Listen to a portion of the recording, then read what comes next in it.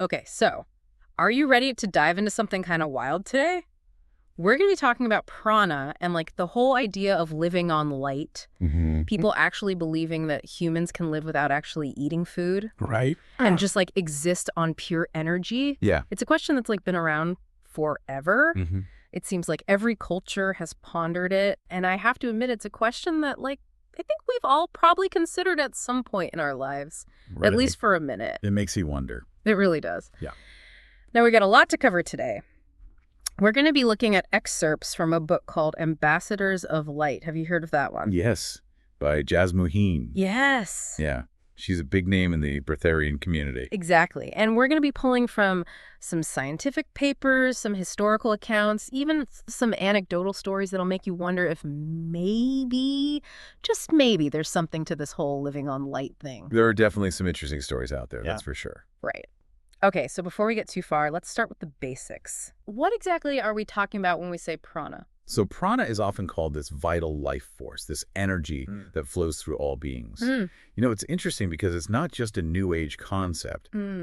Other cultures have recognized this for centuries. Think qi in Chinese tradition or qi in Japanese culture. Oh, yeah, for sure. It's all talking about the same thing, this prana, this universal energy that's like animating everything. It's like the unseen force that makes life life. Exactly. So how does this prana thing actually work within our bodies? Yeah. I mean, Jasmuheen's book talks about this 21-day process for transitioning to a pranic lifestyle. Right. But like before we even get into that, I'm really curious about the science, or at least the theories behind how prana could actually sustain us. Right. So that's where things get really interesting. One theory, and this is from a breathwork expert named Gerd Lange, he focuses on the pineal gland. Okay. This is often called our third eye. I've heard of that. So Lange suggests that, you know, those ancient breathing techniques, they might have been different from how we breathe today. And those ancient techniques, he thinks they may have stimulated the pineal gland in a way that allowed it to absorb and process prana more effectively. Hold on. So you're saying that instead of food, these ancient breathing techniques helped people get energy directly from prana through their pineal gland? That's the idea. That's wild. Are there any like historical examples of this? Well, there's an interesting story about Dr. Karl Graninger. Okay. He was an Austrian physician working with prisoners of war in the early 1900s. Wow. And he noticed something really strange. Some prisoners who endured horrific conditions and very little food, they came out of captivity surprisingly healthy. Really? Yeah. And Graninger observed that the combination of limited food, fresh air, and a minimalist diet seemed to have this weird positive effect on them. It's their bodies adapted to not having enough food by tapping into a different energy source. It makes you wonder, right? It does. It's like those stories where people survive on like barely anything for a really long time. Exactly. And those stories, while often anecdotal, might have a grain of truth to them when you start thinking about prana. Take, for instance, the story of Ananasi. Who's that? She was this Bavarian woman whose teacher claimed she lived for 6 years solely on water. 6 years on just water. Come on, that's got to be one of those exaggerated stories. Well, we don't know for sure, but it makes you wonder. It really does. You have to wonder what our bodies are truly capable of, if that's even remotely possible. Right. Yeah. Yeah, that's what's so fascinating about all of this. Yeah. It's about exploring the potential of human capability, recognizing that what we think we know about energy and sustenance might be totally wrong. It's about approaching these stories with curiosity and trying to figure out what might be possible. Absolutely. It definitely makes you think twice about the limits we put on ourselves. For sure. Okay, so we've got this ancient concept of prana, some interesting historical anecdotes. But now we're in a time where modern breatharians like Jasmuheen are developing actual methods, like that 21-day process, to supposedly guide people toward living on light. It's a big jump from ancient breathing exercises to a modern-day movement. It is. What are some of the potential benefits and, more importantly, the controversies surrounding it? Well, we need to understand that Jasmuheen and other proponents aren't just talking about giving up food. Okay. They're talking about a complete change in how we think about energy and how we understand our own existence. And this is where this idea of the divine one within, or DOW, comes into play. Okay, now I'm really intrigued. Let's unpack that whole DO thing and how it plays into the 21-day process in our next part. Okay, so this DOW, this divine one within, it's a big part of the 21-day process. I'm all for exploring new ideas, but I have to admit, this is getting into some pretty out there stuff. What does connecting with your DOO even mean in this context? It's like this imagine a universal energy, this life force. It's like flowing through everything. Uh, And by tapping into that energy, by aligning with this DOW, we can access a different kind of sustenance, one that goes beyond needing to eat physical food. so it's not just about giving up food, it's about like connecting to something bigger. Exactly. It's about moving from dependence on external nourishment to internal energetic abundance. Wow, okay, I think I get it. So back to Jasmuheen's 21-day process. What actually happens during those 3 weeks? Well, Jasmuheen outlines this gradual reduction in food intake over the 21 days, and this is combined with meditation and visualization techniques. Okay.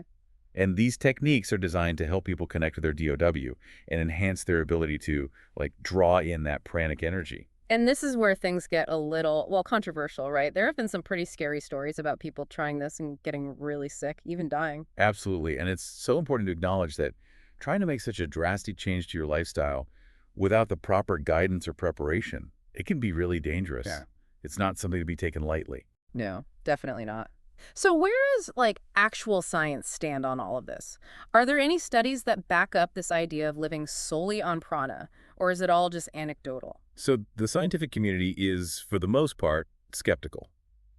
The idea that humans could survive and get all their energy from prana alone, without any food, it kind of goes against everything we know about biology and nutrition.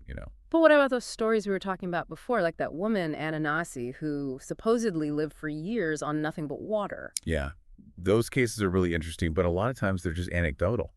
They don't have the rigorous documentation and controlled settings that scientists need to say, yes, this is definitely happening. Okay, so how do they explain something like that then? Well, take the story of Hero Ratan Manek. Okay. He claimed to have lived for long periods without eating normal food, mostly just subsisting on sunlight. Sunlight. Really? Like a plant? That was his claim, and a neurologist named Dr. Sudhir Shah was so intrigued by Manek that he actually did extensive observations on him. Wait, someone actually studied this in a lab. That's kind of cool. What did they find? It's pretty amazing, actually. So Dr. Shah and his team, they monitored Manek's physical condition and everything he did for months. And while they couldn't definitively prove that Manek wasn't eating any food at all, they did observe that he seemed to be functioning totally normally, even thriving, despite not eating in the traditional sense. So even if they couldn't totally explain it, he was totally fine without eating actual food.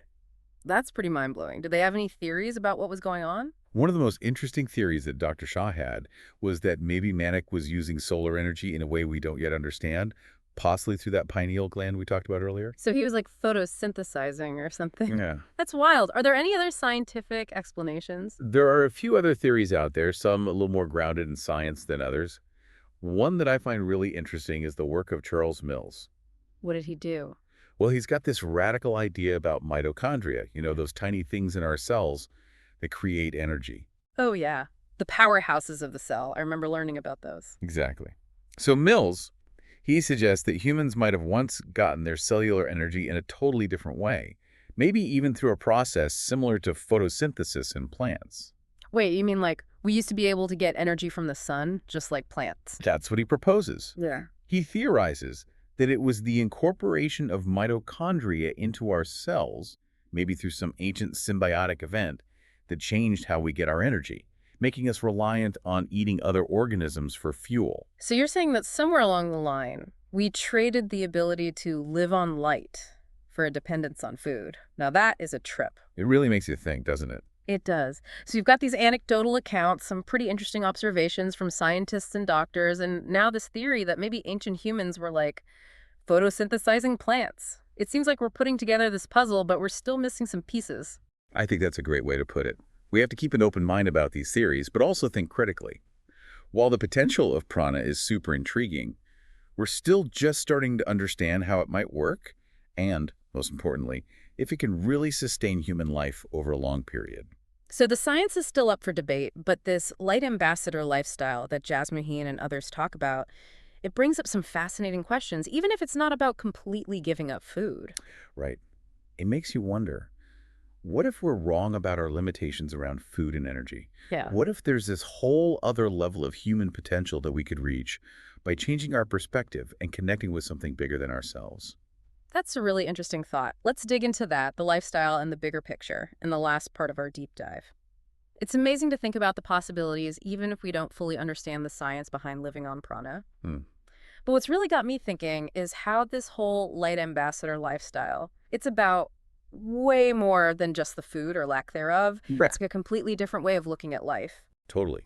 It challenges like everything we think we know about what makes a good and fulfilling life. Instead of only focusing on what we eat, the Light Ambassador lifestyle is all about a holistic approach, prioritizing emotional balance, a clear mind, a strong spiritual connection. So you're saying it's about finding inner peace first, and then the need for external things like food, it kind of fades away. That's a big change, especially in our world today. It is a huge shift, and it goes against a lot of what we're told about happiness and success. It makes us rethink all that importance we place on material things, on what other people think, even on food itself. I can only imagine trying to explain to my friends and family that I'm cutting back on food because I'm tapping into this universal life force. It must come with its own set of challenges. Absolutely. Think about the skepticism, the worry, even people making fun of you. Jasmuheen talks about this in her book. She stresses how important open communication and compassion are when you're having these conversations. And she acknowledges that this path isn't for everyone, and it can definitely cause some bumps in Yeah. relationships. Sounds like a journey you got to be really sure about. In her book, Jasmuheen mentions a research project that surveyed people who tried the 21-day process. What did they learn from that? It's actually really interesting. They found a wide range of experiences, everything from these huge transformations to people really struggling. Hmm. But one thing that really stood out was how important it was for people to already have some kind of spiritual practice. The ones who already had a good foundation in things like meditation or mindfulness, they tended to have better experiences and an easier time with the process. So it's not just a matter of waking up one day and deciding to stop eating. There's a whole mental and spiritual aspect to it. Exactly. And the survey also suggested that if people were mainly doing it to lose weight or just for diet reasons, they were less likely to be successful and more likely to have problems. So it takes real commitment and something deeper than just changing your eating habits. Like a total change in how we see our bodies, our environment, the energy around us. It makes us question our limits and realize that everything's connected. Which brings us to a really thought-provoking part of this whole thing. This idea that prana could be a solution to global problems like world hunger. Jasmuheen talks about this as a possibility, which is a pretty bold statement. It definitely is. I mean, a world where everyone's living on prana sounds like science fiction. Sure. But it does make you think, especially when you look at the impact our current food systems have on the planet. Mm. Imagine if we didn't have to rely so much on traditional agriculture. We could free up so much land, water, and other resources. It's definitely something to consider, especially with all the problems we have with things like livestock, deforestation, and using up our resources. If even a small group of people started relying less on food, it could have a huge positive impact on the environment. For sure. It aligns perfectly with those core light ambassador principles. Mm. Interconnectedness, sustainability, recognizing the abundance of energy that's all around us. It's about shifting our focus from scarcity to abundance. It always comes back to that big question. What if we're wrong about our limits when it comes to food and energy? What if tapping into this universal life force could unlock a level of human potential we haven't even dreamed of? It's a question that really gets you thinking and makes you reconsider what's possible. Yeah. And while the science of prana is still developing and we still have a lot to learn, exploring these ideas can help us challenge our assumptions and discover new ways of thinking about food, energy, and our connection to the world around us. We've just scratched the surface of this complex and fascinating topic. But hopefully, this deep dive has given you a fresh perspective, something to chew on. Remember, this is all about exploration, and it's up to each of us to approach these ideas with an open mind, to keep asking questions, and to look for those aha moments that expand our understanding of what it truly means to be human.